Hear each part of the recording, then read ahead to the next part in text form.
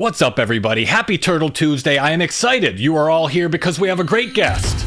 Isaac from Definitive Film, one of the guys behind the Turtle Power documentary. It's going to be a fun show. He's got a new documentary coming out, so hold on to your shells, type a T, type some pizza slices. It's going to be a fun Ninja Turtle show. I'm happy you all joined me. Happy Turtle Tuesday. Go Ninja, go Ninja, go! Go!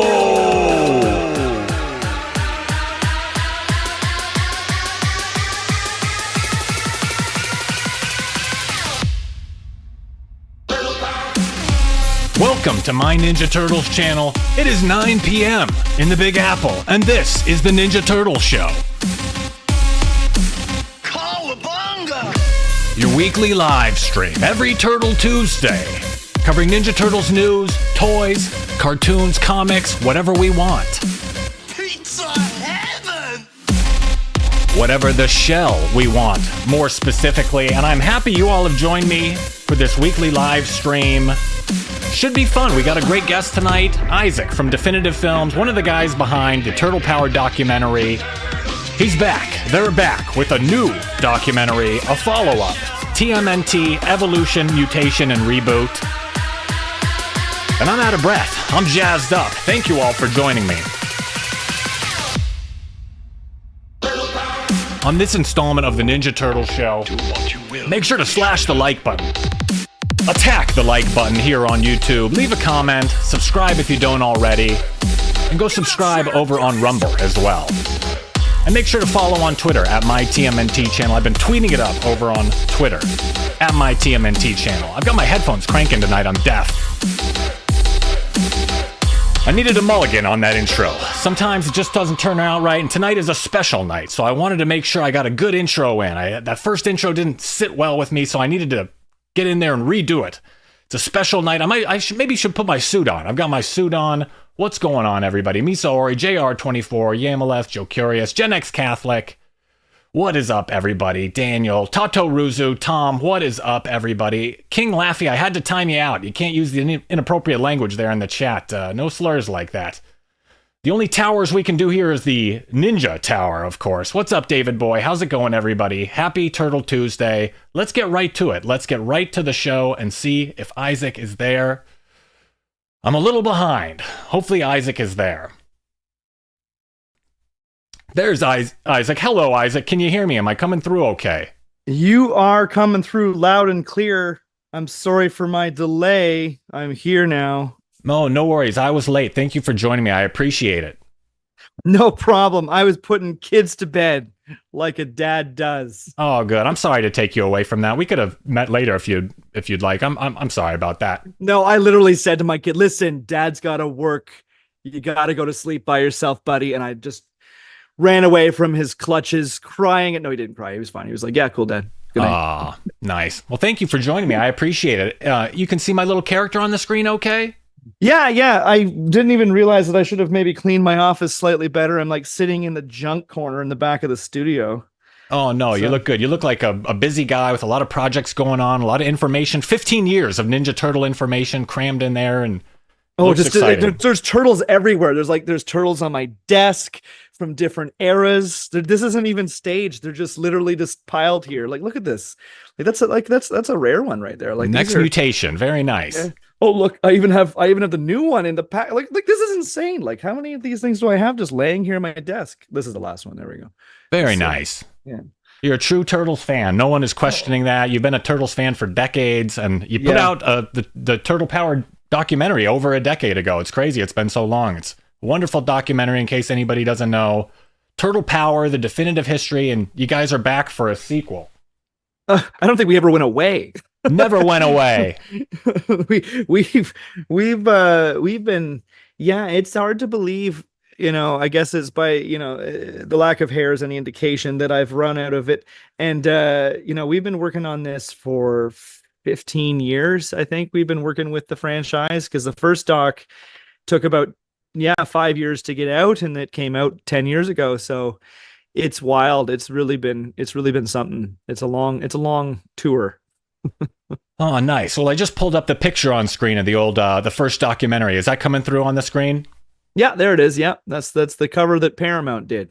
Oh, great. Yeah, I did. I got my suit on. It's an important night. I wanted to dress up, and that's the cover Paramount did. So it's on Paramount Plus now as well for anybody that doesn't know. Real fast to get everybody up to speed. What was this documentary? How did it come about? Why did you guys make it and all that stuff? The 2014 one. Yeah, so that one was when you look back at that time, really there wasn't a lot of pop culture doc stuff going on. Like really, I think maybe King of Kong was out, maybe another couple, like maybe some video game stuff. But I was just coming out of film school at the time, and I kind of had this silly idea of doing, I'll call them documentaries, because I had done something similar before I went to film school on another pop culture phenomenon I was fascinated with, which was the sort of the cult loving of Toyota Land Cruisers, which is like a rugged 4x4 vehicle used all over the world. And I did this documentary when I was 19, traveling all over the United States and Canada, chasing these Land Cruisers and owners and stuff like this. And anyway, so all that to be said, I had this idea coming out of film school where I was in my 20s, and I was starting to kind of nostalgically revisit, things from my childhood. And I thought, this Turtles story seems really interesting. As a kid, I didn't know the comic books. I didn't know Kevin and Peter, who they were. And the more I dug into it in my early 20s, the more fascinated I became by it. So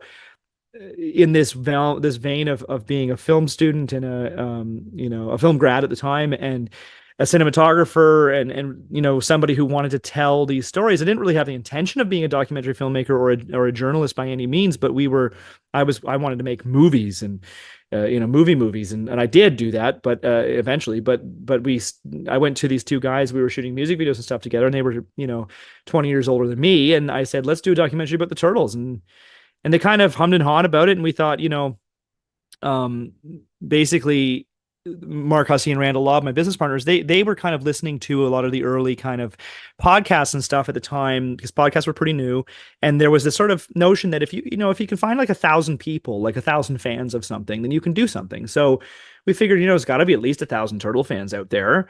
And it was the 25th anniversary, because it was coming up on that. The 2009 was going to be a big year for the Turtles. They were going to do this bus tour and this kind of thing. So yeah, we just started, thinking that we were going to do like a fan doc and release it that year. We thought we would be doing a whole documentary in 1 year, get it out that same year, and this would be it. We would do something fun, and maybe we get to meet the Kevin and Peter. And I went down to Comic-Con in New York in January of 2009 with this first tour. I was going to go interview Peter, not Kevin, but just Peter at Mirage on the way back. And I thought maybe I'll bump into Kevin at Comic-Con. He'll have the heavy metal booth, and I'll ask him if he wants to be in it. Who knows? Maybe we can get both the creators in it.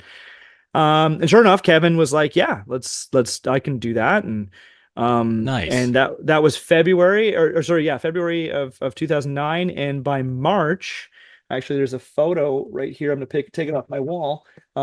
This is some photos that I keep beside my desk, and if it's not too glary, this is me and Kevin at Groman's Chinese Theater in 2009, and it's that we were staying in his house, and we had reunited the voice cast, and we got into Henson, and then this thing turned into this massive snowballing crazy monster where we were just going like crazy, Wow. trying to catch up with ourselves. And that started what we didn't expect to become a 5-year journey, which that we certainly didn't expect to become a 15-year journey. That's so cool. It just started naturally. You guys are just film students, kind of friends, and one thing led to another. You got Kevin Eastman's blessing, and it just went from there. What a story. What a cool story. What's the response been over the years? It's on the documentary. The first one's on Paramount Plus.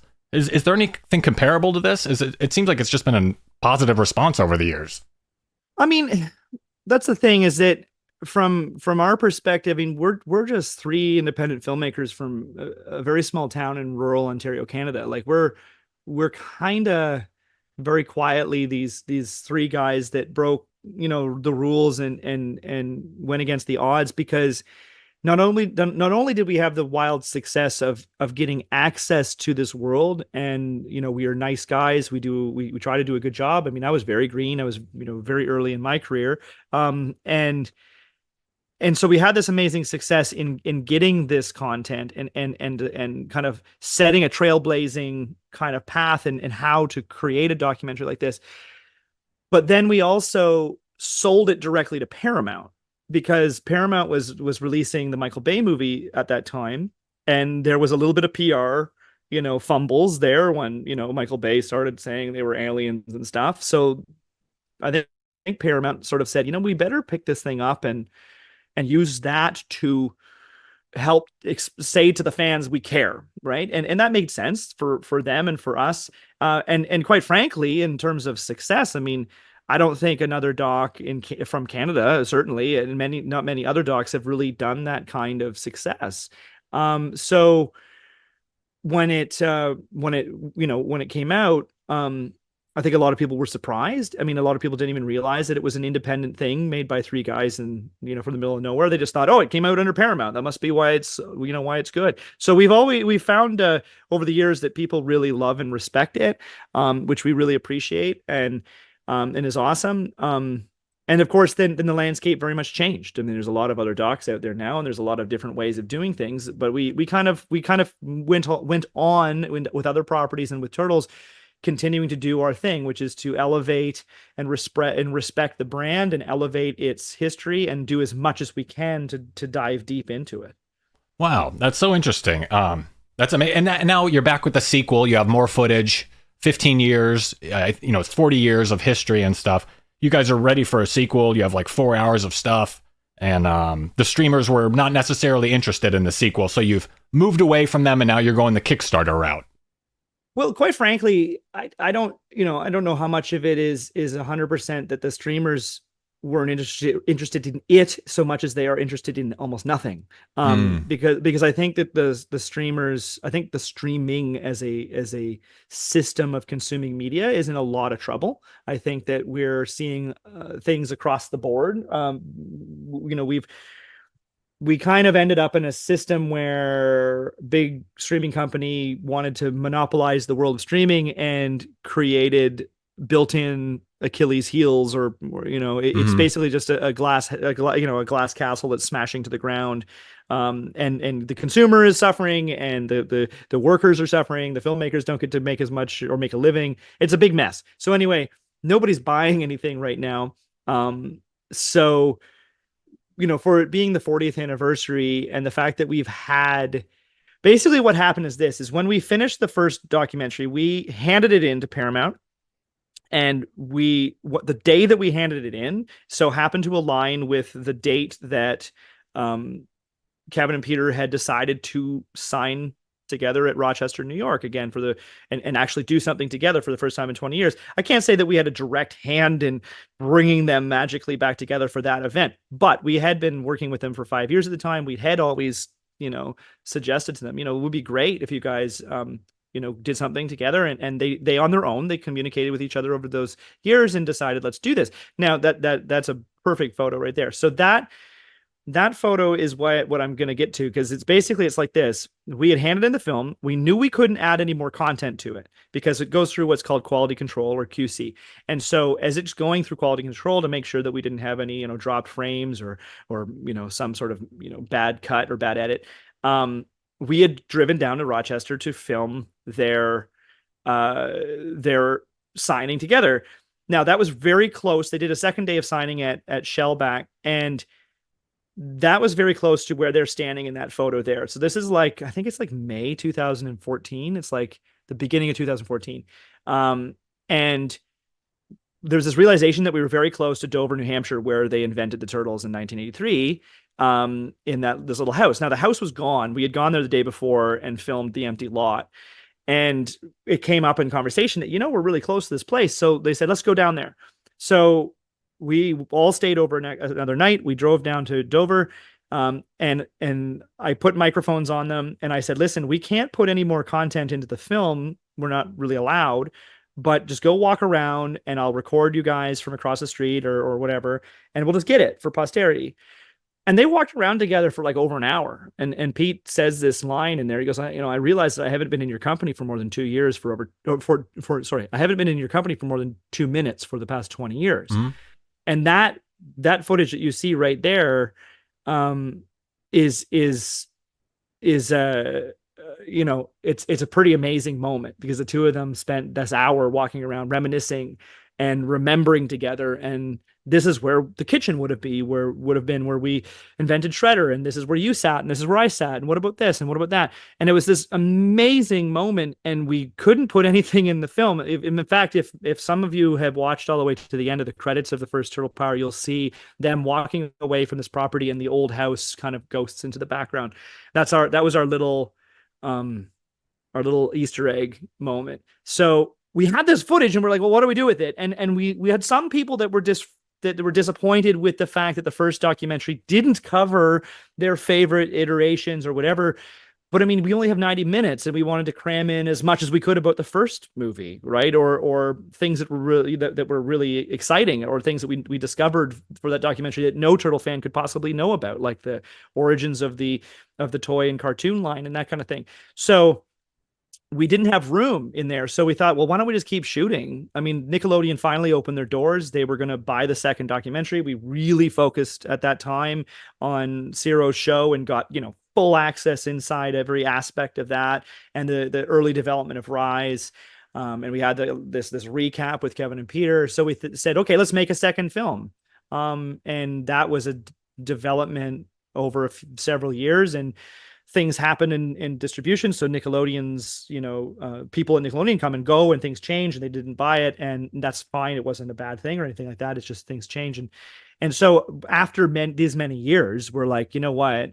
We've got all these archives. We have a great big kind of mini series, thing. We've said for these 15 years that all of these archives should come to light someday. We should hand them over to the fans. And here, like, let's give everything to the fans in kind of in a method or a format that wouldn't even fit with any kind of streaming. There's like nobody's going to do that other than like some giant collector box set. But then again, physical media is a difficult thing to sell through distribution. So we said, let's just do it ourselves. And on top of that, because we have collected so much stuff and so many stories, and we have such kind of a inside from behind the curtains perspective, we said, let's do a book, let's do a coffee table book. And because we have so many cool early concept things or ideas around toys. I own a toy store, I own a toy museum, I've been developing a toy factory in my space. So I said, let's make action figures too. So this Kickstarter is kind of this huge thing. We've got the whole giant 4-hour plus documentary, all of our archives as bonus features, massive streaming and physical media sets, a coffee table book, and super cool exclusive action figures too. So it's so great. What a story to get here. I mean, it's hasn't been easy. You guys you do great work, and it seems like behind the scenes you guys are pushing hard to make a good documentary. I'm happy. I'm thankful that you guys are releasing it directly to the fans. I think that might be a little bit liberating, and you don't have to report to anybody, and it's your property at the end of the day, and you get to do it your way, and that's really exciting. And you mentioned it's going to be like 4 hours of content. TMNT, Evolution, Mutation, and Reboot, the highly demanded sequel to Turtle Power, and 40 years, 4 hours, 4 fans. The Kickstarter coming September 14th. Yep. And you mentioned there's a lot of other things. It's not just going to be a documentary. There's going to be like unedited footage, new scenes, interviews, all sorts of stuff. Well, this is just it. I mean, like, when I started this process, before even coming to my business partners, Randall and Mark, when we kind of developed the company, I had very early on got on like the message board, right? Like the Technodrome, where so many of us, hung out back when the internet was smaller. And I said it a lot of times in those message boards. We talked a lot in those times about all of this extra stuff, because when you're collecting content for a documentary or any kind of journalistic kind of project, like, for instance, like one of my favorite bonus features and one of my favorite elements when we did this was, we got some, not all, actually there's more out there, but we got some of the cassette tapes, like the home videotapes from primarily from Peter, through Kevin and through Ryan Brown and stuff. And so in those tapes, like, Kevin and Peter had video cameras really early on. Particularly Peter had a video camera in 1986, 1987, which is crazy because that's like, early days. And that's a great shot right there. So in that shot right there, Peter puts a video camera at the end of a boardroom table in Playmates Toys. What they're doing in that shot right there, they're both looking at, for the very first time, they're looking at the Steve Varner pitch turtle. That Carl Aronian's hand is still in the door. You can actually see his hand going out the door. And the funny thing in this moment is Carl comes in, sets this thing on the table without any circumstance. They'd already seen another prototype earlier that day, but they hadn't seen this one. And he says something, and Richard Salas is standing in the doorway, and he goes, "Oh, I just left the wax in the car." And he means the other prototype, and they're made of wax. And so Carl goes, "Are you serious?" Like, they're in California. So they're like, melt. It's going to melt. So they run out the door, and Kevin and Peter are just left alone. And again, Peter is recording themselves sitting silently in the boardroom, waiting for somebody to bring them a Diet Coke. Not joking. Like, he just literally sets the camera down. They're drawing silently, making jokes and fart jokes to each other. And then they just drop this turtle on the table. And like, this is insane. Like, this moment the moment isn't the first documentary. And maybe people don't realize how huge that is, because we don't really stop the doc and say, "Pay attention." But that's what I'm able to do with these bonus features. I'm able to actually say, pause. This is the gravity of this moment, because that pitch turtle that Steve Varner did, sculpted purely based on the comic books, did not have drawings. He literally just did it himself. It's essentially a Donatello figure. It's almost unchanged from that pitch turtle to the finished sculpt that goes to production, right? So they're looking at, like, the literally the birth seed of this massive explosion that really comes out of that moment, in terms of taking what they had created and all of the success with the black and white comic and exploding it onto the world. So Peter had recorded like 2 hours of this day of going through stuff. And like, they had Playmates was going to do all the bad guys as human characters.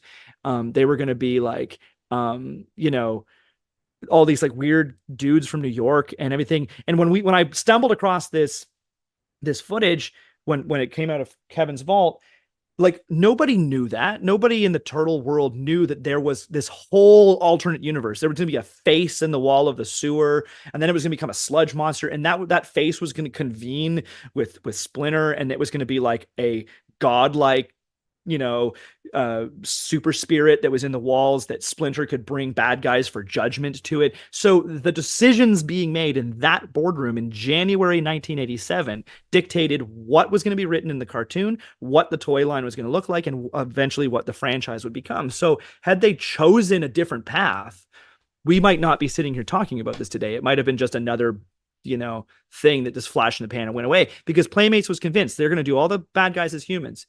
And Peter kept saying in this meeting, I really think they should be mutant like animals. So he's drawing right in front of him on that pad of paper. He's drawing a punk warthog and a punk rhino. It's amazing that they had the camera running. That's the invention of Bebop and Rocksteady. You caught on film right there. Or to an extent. Yeah. Kevin picks up the book and goes, "Here's some drawings that Peter's doing." And he's like, "I like this one." And he points at it and he's like, it's a punk warthog with snot gun, because they had this other mutant guy or this non-mutant human guy with a snot gun, and it was like, well, let's use his glasses and his haircut, make him a warthog, give him a snot gun. So that was the invention of Bebop and Rocksteady and the invention of the toys right there. So cool. They had the camera running. They were definitely ahead of the curve with that, and they have great records, great archives. I know they like photocopied a lot of their original art. They were definitely thinking about the future, and it makes it easy for you. Not easy, but gives you a lot of material to work with. Is there going to be... My giant tangent aside, I guess, to get to your question originally, is that moments like that, I can only use, as an editor, I can only use maybe a minute or less of that footage, 2 hours of footage in a documentary that's 90 minutes long. It's not about, the whole documentary can't be about that moment, right? So when we have all this stuff and we're sitting there going, okay, we're going to release a giant movie, I'm still only going to use a couple minutes of this footage. Well, let's put the whole footage on a bonus feature. Let's put all of it out there, and so that people can enjoy it. There it is. We want to sit through 2 hours of them having that meeting? Go ahead. That's so cool. That's so, you're putting just unedited footage, just archival stuff, and Like I'm sure you have like tons of just extra footage and extra pictures sitting around. Is the coffee table book going to be filled with just like extra pictures and text information, kind of telling the story in a book form with pictures instead of video?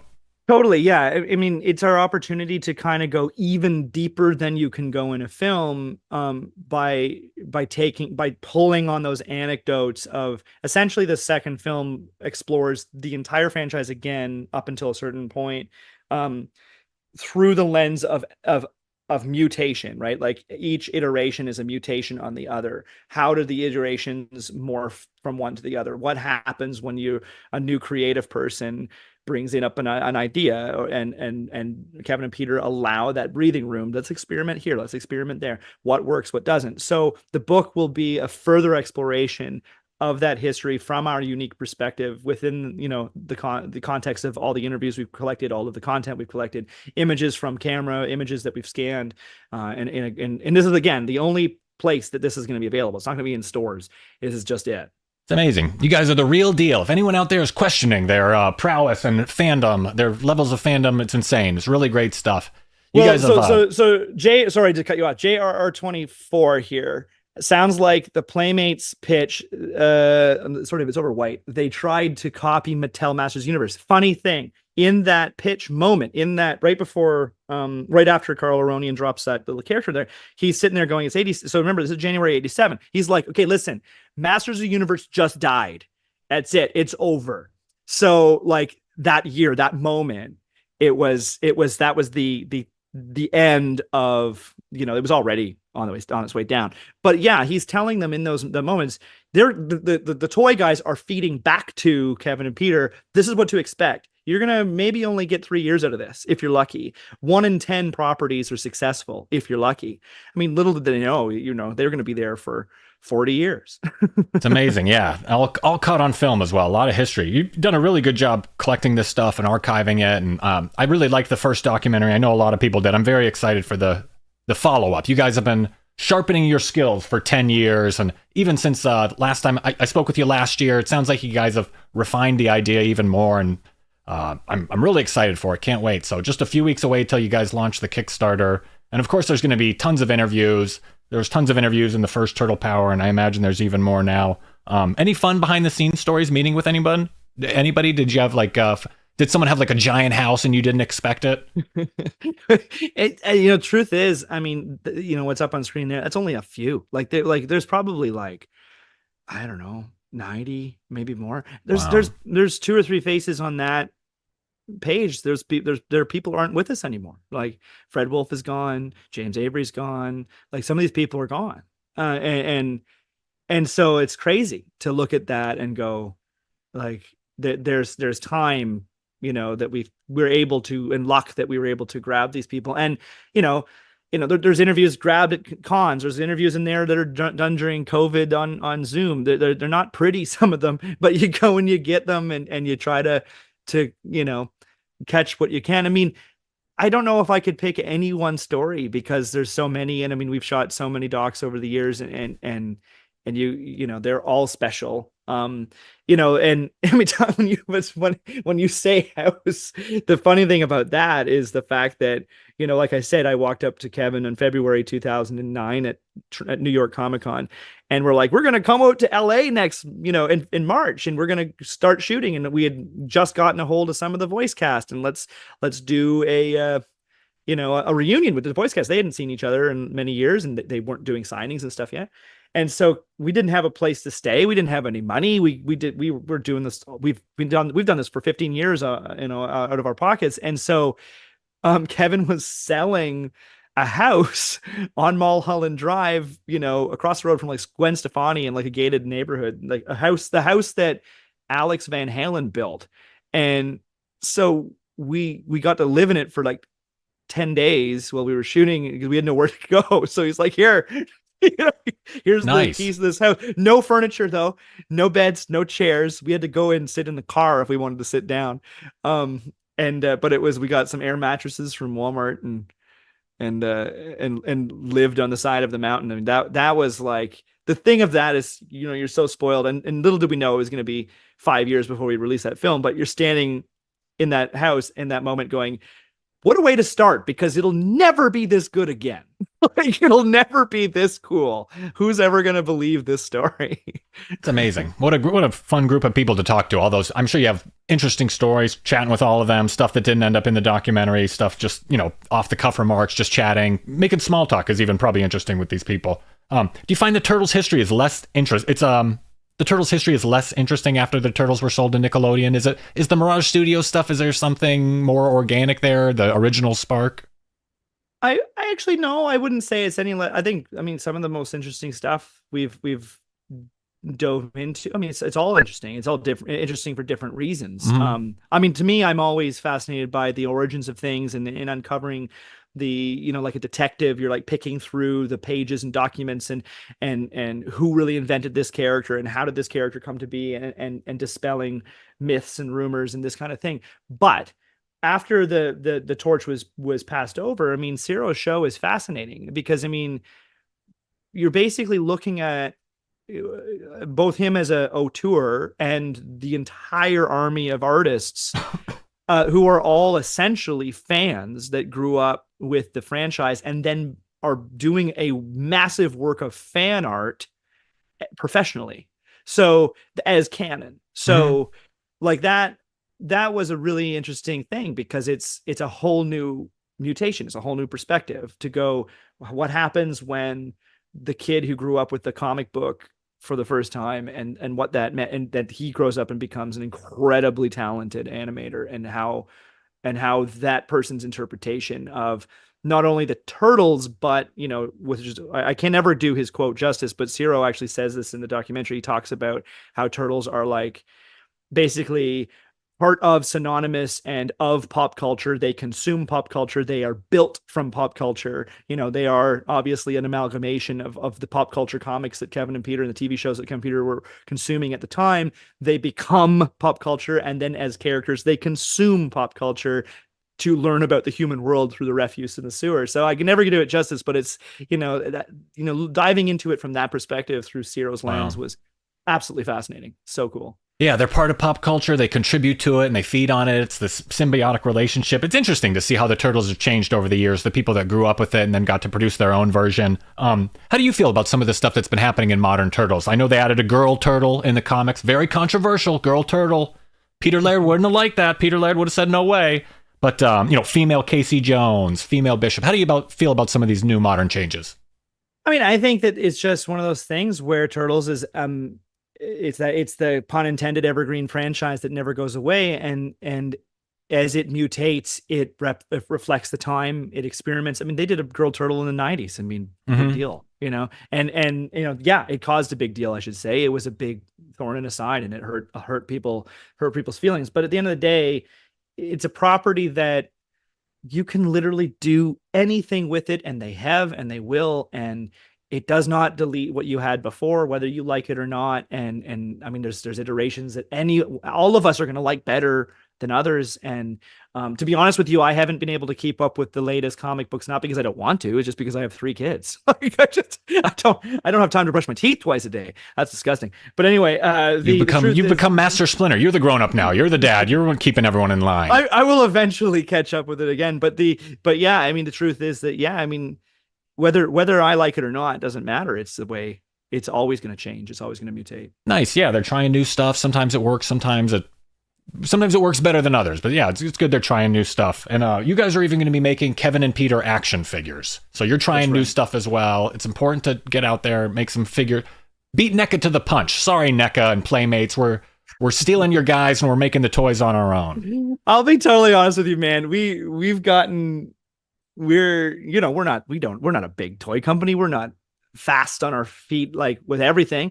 We try to be, but we've been beaten to the punch on so many things over the years. And, I'm like, you know what? Darn it. This time I'm not going to let anybody beat us to the punch. So, and like, Kevin and Peter are going to be done in, it was one of those things too, is that we can ask Kevin and Peter, do you want to be action figures? Right. It's harder to go to Viacom and say, can we do turtle action figures? Do you know what I mean? So yeah. I was like, this is the more fun, and nobody's done it yet. And, and we've got Steve Varner. He's retired, but we're more kind of retired. And he's a friend of mine. And I said, let's do these as from the original sculptor here's Steve. He's coming back, to do Kevin and Peter in the Playmate style. We'll put them on the card as if they were figures and have fun with the fun accessories and stuff that are kind of in jokes. Hopefully they land. I don't know, but they're just sort of silly and fun. And then of course, in addition to this, we're doing the other figures too, which are the never released concept ones. But yeah, the Kevin and Peter ones should be fun. I wish I could show them to you. I haven't seen all the prototypes come through yet, but we will soon, hopefully. Cannot wait for the Kickstarter. Launches on September 14th. Do you know any of the prices or tier levels yet? The main package will just be the Blu-ray and DVD, and then what is like the coffee table an additional thing or a stretch goal? The figures are a stretch goal. Well, we don't really want to throw out all the numbers yet. I mean, some of them are in flux, obviously, because you're sort of working right down to the wire on it. But also, like we want everybody to sort of see all the options on the table when they come to it live, because it is, there's going to be options for everyone, whether it's right down to you just want to watch this digitally, want to join us in a screening room for an early access screening or something, in that kind of thing. And then basically we're trying to build it as much like an a la carte, because we have so many options. It's sort of almost like 3 Kickstarters in one. Oh, okay.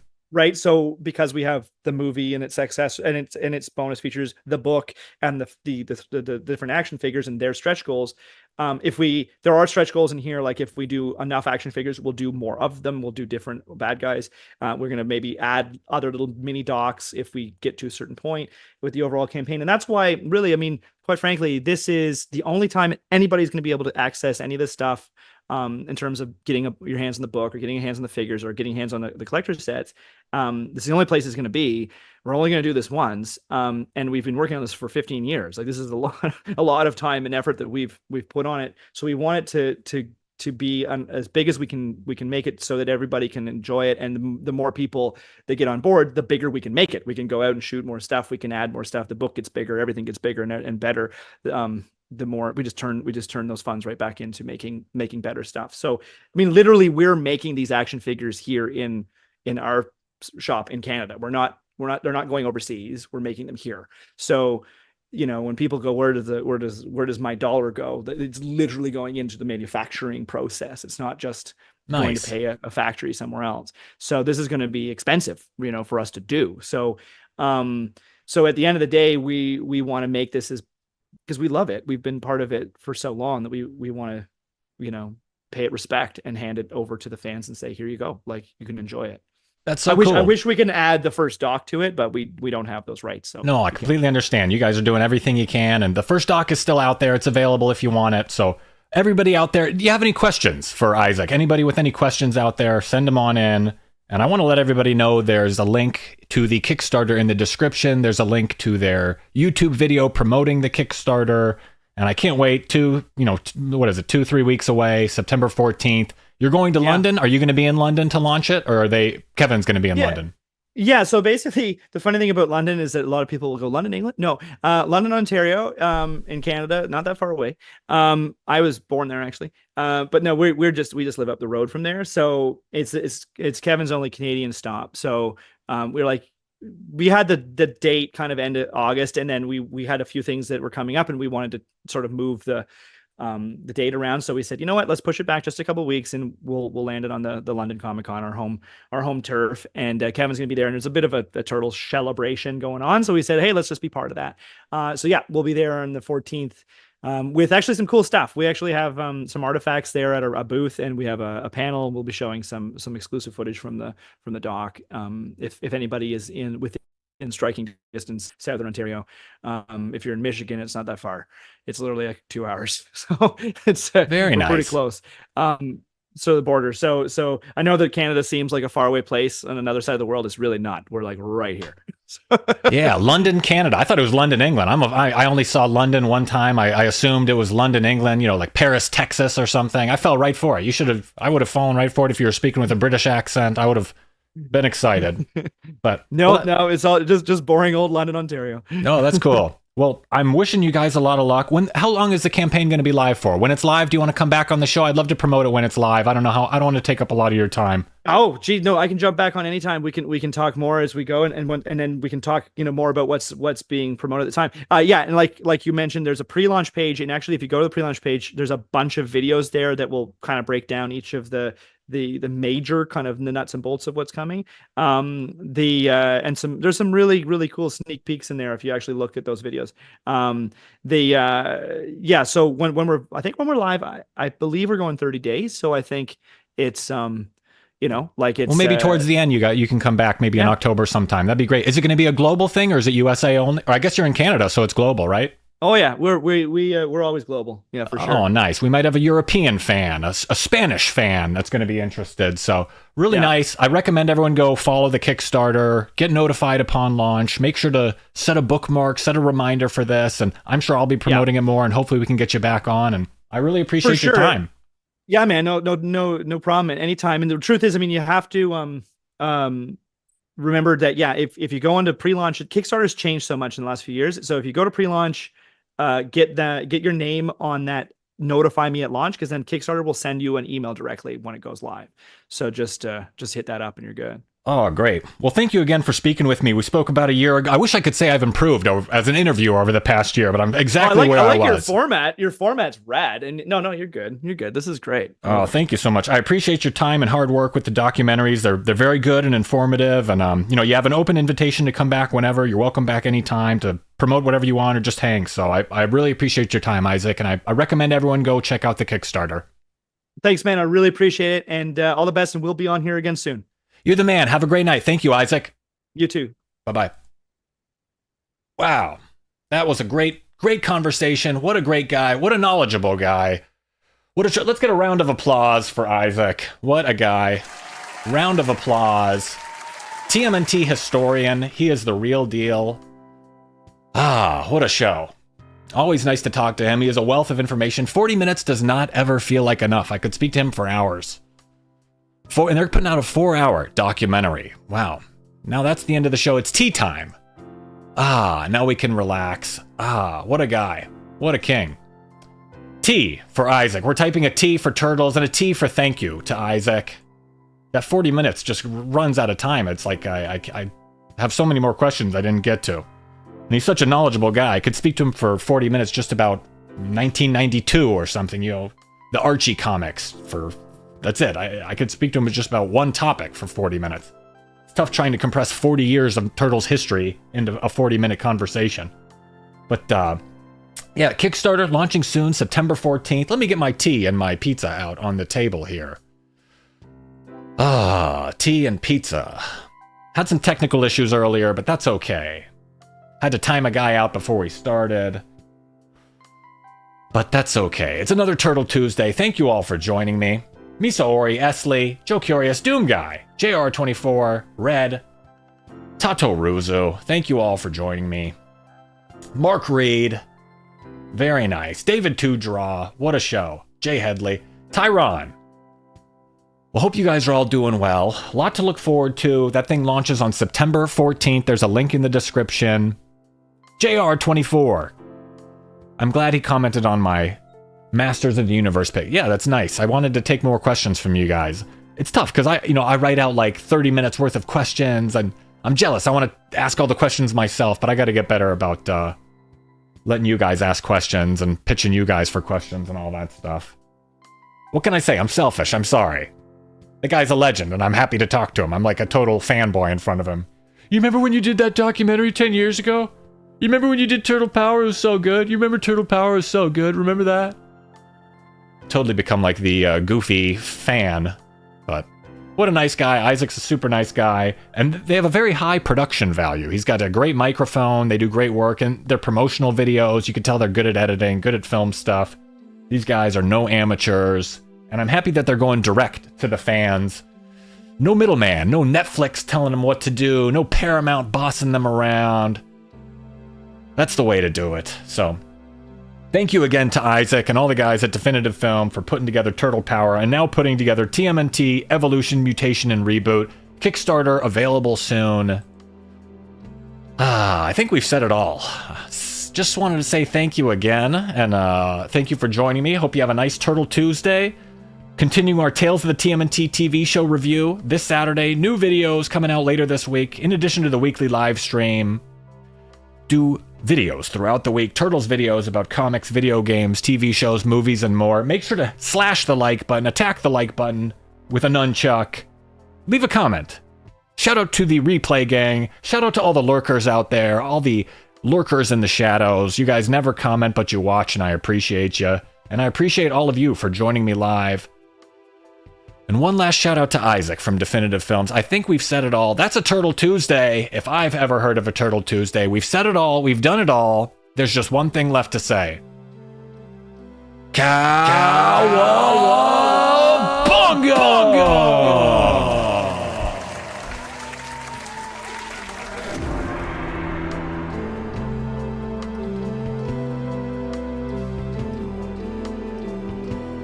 Thanks for watching. Feel free to leave a comment and share this video. Make sure to give the video a thumbs up and subscribe to the channel for more Ninja Turtles videos like this.